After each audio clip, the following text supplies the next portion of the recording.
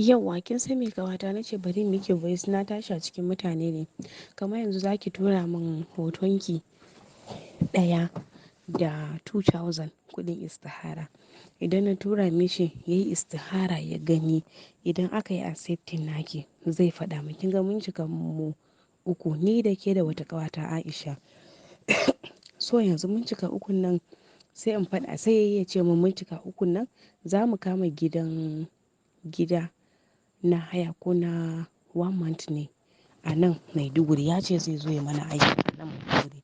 In muka kama gidan zai zo. Idan ya zo kamar yanzu idan ni zan fara zan jera kwana uku zan na zuwa yayi sex da ni. Idan yayi sex da ni sperm ɗin zai yi aiki. Kin ga nawa kwana uku, naki kwana uku, na Aisha kwana uku, kwana tara ba. Sannan idan aka gama ɗin zai buƙaci kuɗi a wurin mu. Zai ce wani kalan kuɗi muke so. Idan 'yan dubu muke so sai mu bashi 1000 kwaya ɗaya. Kin gane? In ma 'yan 500 ne sai mu bashi 500 kwaya ɗaya. Ki ma ɗaya, ni ma ɗaya, Aisha ma ɗaya. Idan muka bashi ɗaya ɗin to da ɗayan nan zai yi aiki sai ya ajiye mana kuɗin da yawa. A cikin ɗakin zai ajiye kuɗin. A ɗakin za mu je mu ɗauka. Bari in tura miki examples na kuɗin ki gani. Wasu suna so in dollars, ana basu in dollars. Wasu irin 100,000, wasu 'yan 1000, wasu 'yan 500.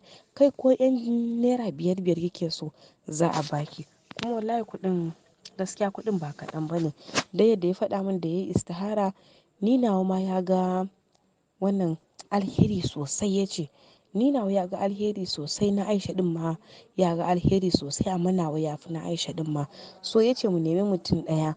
Ni kuma har ga Allah na ga ke ne ya kamata in faɗa miki saboda duk yadda aka yi na kusa da kai kan na kusa da kai. Idan ka ɗauki alheri zaka kai wanda kake so ne. Shi yasa ma ƙawata na miki magana. Bari in tura miki kuɗin ki gani.